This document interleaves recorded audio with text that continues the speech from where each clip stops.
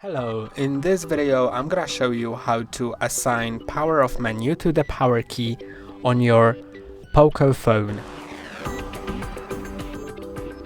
You have two options. You can either open Google Assistant by pressing and holding on the power button, or open a power off menu.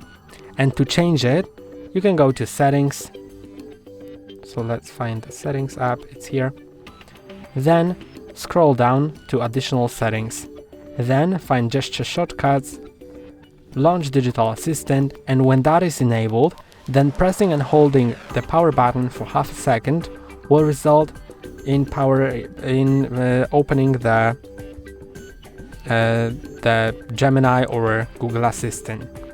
When that's disabled, then pressing and holding the power button will open the power off menu. So you can slide up to power off, slide down to reboot. And when that is enabled, so you have the digital assistant after pressing and holding on the power button, then to open the power menu, you need to press and hold on power and volume up at the same time. Then it will open the power menu. So the power menu is always easy to open, no matter whether or not this setting is enabled.